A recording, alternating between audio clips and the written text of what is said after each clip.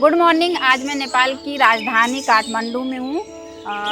यहाँ पे क्रिया का एक सेक्स वर्कर सम्मेलन चल रहा है, जिसमें अलग अलग देश के सेक्स वर्कर और उनके सपोर्टर यहाँ पे मौजूद हैं। आज मैं कुछ सेक्स वर्कर से मिलूंगी, उनसे बातें करूंगी, उनके बारे में जानूंगी और आपको भी मिलवाऊंगी।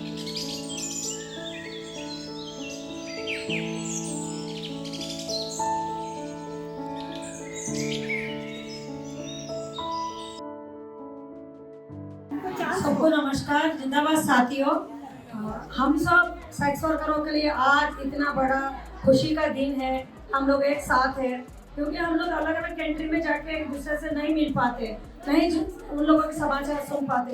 एक प्लेटफॉर्म ऐसा है, यहाँ पे हम सब एक हुए हैं, एक साथ मिले हैं। इसके लिए आज का दिन हम लोग के लिए जन्मदिन से बड़ा कुछ नहीं है। तो ये जो जगह है ये सेक्स वर्कर्स का भी है और हमारी सपोर्टर्स एलाइज उनका भी है, क्योंकि साउथ एशिया में हम लोग जब तक एलाइज को लेकर नहीं चलते हैं, सेक्स वर्क का अधिकार मिलना मुश्किल है।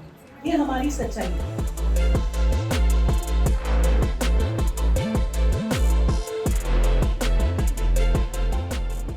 पहले काम नहीं था, पैसे नहीं था, खाने के लिए कुछ नहीं थे, कमरे में सोने के लिए कुछ बिस्तर भी नहीं था और देखने के लिए कुछ भी नहीं था, पहनने के लिए कुछ कपड़े भी नहीं थे। लेकिन मैंने सेक्स वर्क किया तो मेरा घर में सब कुछ गुजारा चलता है, खाने के लिए, सोने के लिए, जहाँ भी चलने के लिए, मेरा पहनने के कपड़े के लिए और मेरा मेकअप के लिए सब कुछ मेरा फैमिली के लिए बहुत वो मिलता है। हमारे देश में जे नारी जे फीमेल है ना, वो और सफरर नारी के लिए, महिला के लिए बहुत ज़्यादा लॉज है, but implementation level is very low.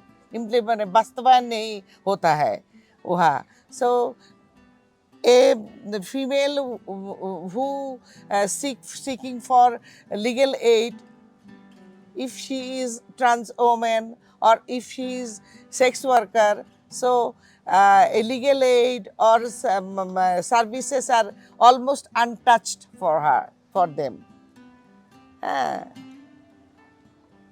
So it's very difficult because they don't expose themselves as sex worker, because sex worker not accepted in our society.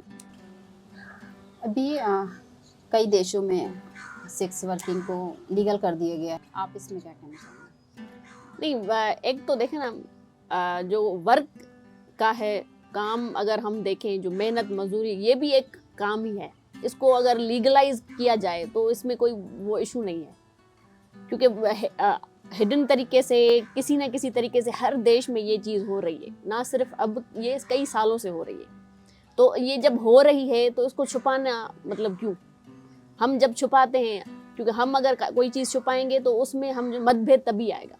और देखें अभी जो चीज़ें हो रही हैं कि भाई वो रेप केसेस हो रहे हैं, छोटे बच्चों के साथ केसेस हो रहे हैं, लड़कियों के साथ केसेस हो रहे हैं। तो जब कोई ऐसे लोग होते हैं जिनको ये चीज़ जो है अगर खुलेआम मिलेगी तो उसमें भी कमी आ जाएगी।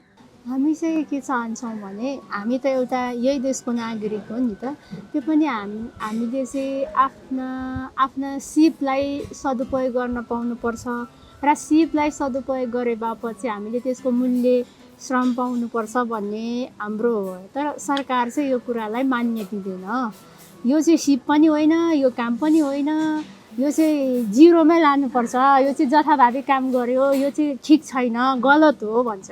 नहीं है ना, उसका कोई का पति बिगड़ जाएगा, कोई का बेटा बिगड़ जाएगा, कोई का बाप बिगड़ जाएगा। ये समाज में रहकर ये गंदी काम कर रही है, यहाँ इसको निकालो, यहाँ से भगाओ इसको, बोलते हैं। बहुत चैलेंजेस है यहाँ पर नेपाल। ट्रांसजेंडर का दर्शन बहुत ज़्यादा से ज़्यादा घर परिवार से निकाल जाते हैं एक जेंडर आइडेंटिटी था होकर, और राज्य और नेपाल गवर्नमेंट और लीगलाइजेशन नहीं है, उसमें बहुत चैलेंजेस है ट्रांसजेंडर के लिए। इसीलिए স্বাস্থ্যের সমস্যা, চিকিৎসার সমস্যা, অন্যের সমস্যা, বস্ত্রের সমস্যা, इवन काउंसलिंग नहीं होता है। वहाँ पर ब्रेस्ट ड्रॉपिंग सेंटर नहीं है।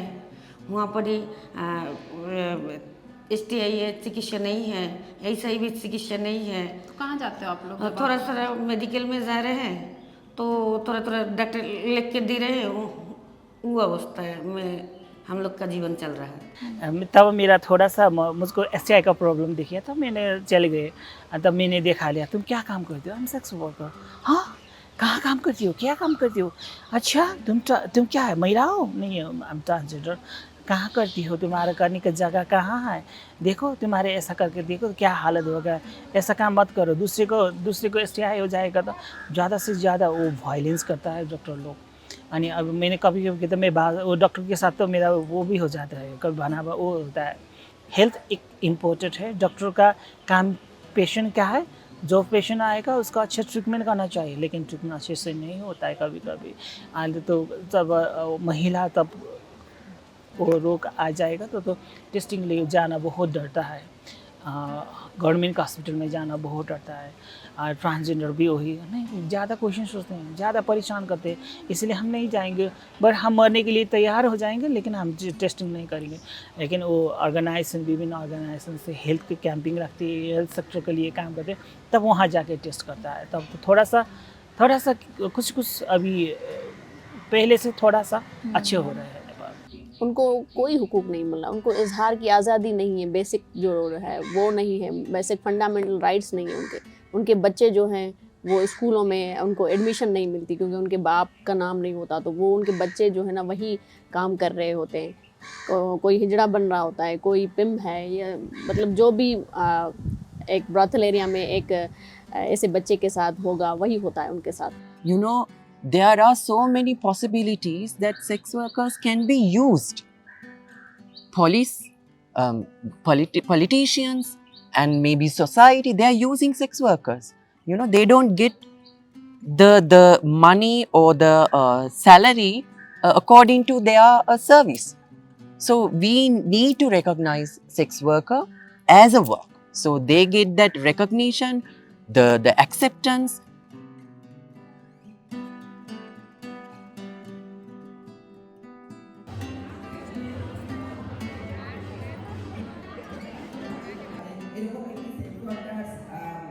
सेक्स वर्कर के लिए किस तरह के कानून है, क्या उनको अधिकार मिलते हैं? देखिए, सेक्स वर्कर को पहले जो था इमोरल ट्रैफिकिंग प्रिवेंशन जो एक्ट था, उसी का बारे में हम लोग 29 साल से एक लगातार हम लोग बातचीत करते रहे, बहुत सारा प्रोसेसिंग की है, रैली की है। 2006 में हम लोग पार्लियामेंट मार्च किए थे, पश्चिम बंगाल से एक ट्रेन ऐसा बुक किए थे, उसी में सब दुर्भाग्यकारी लोग हैं, आज सब सेक्स वर्कर है पश्चिम बंगाल से। वो पूरा ट्रेन भर्ती था, सीट में नहीं, पूरा बैठ के आया था, ऐसा करके हम लोग किए। लेकिन हम लोग का दाबी था, जो मेरा पेशा है, जो मैं पेशा मानती हूँ, जिसको काम मानती हूँ, इसको सरकारी तालिका में श्रमिक का अधिकार देना चाहिए, इसको नाम नोटिभुक्त होना चाहिए। हम लोग जो anti trafficking self regulatory board का जो काम करते हैं, तो उनको बोर्ड का रजिस्ट्रेशन होना चाहिए, हमारा रहने का जगह ठीक से चाहिए, कोई पुलिस प्रशासन हमको हैरेसमेंट ना करे। बहुत सारा हम लोग का बात था। एक बात था, इमोरल ट्रैफिकिंग प्रिवेंशन में बोला गया, अभी तो स्टीयरिंग कमेटी में साबित हो गया, उस टाइम बोला गया था जो पैसा मैं कमा रहा है, तो मैं किसके लिए कमा रहा है? मेरा बच्चा के लिए, मेरा परिवार के लिए। लेकिन वो वाणी में क्या बोला गया, मेरा पैसा कोई खाएगा तो उसको जेल बाजोरी करना होगा, तो उसको हमको बातिल चाहिए। क्योंकि पूरा ट्रैफिकिंग का जो इमोरल ट्रैफिकिंग का जो बिल है ना, उनको पूरा बिल नहीं, हमारा ऊपर जो लागू हुआ 3-4 जो धारा, वो हम बातिल चाह रहा था। तो ऐसा बात लगातार हम लोग को होते आ रहा। सेक्स वर्कर সেটা নিজের আর্নস, নিজের দিয়ে ইনকাম করে জীবিকা অর্জন করে, তারপরেও তাদের প্রতি যে অবহেলিত, তারা যে সেক্স ওয়ার্কার लांछना हो रहा है, वंचना हो रहा है, वो कर्म का अधिकार नहीं है, कर्म का ये नहीं है, वासस्थान नहीं है, शिक्षा व्यवस्था नहीं है, ये सब मेरा दिल में बहुत ये दे रहा है, इसलिए संगठन अभी दूर रखें। पैसे की ज़रूरत के लिए।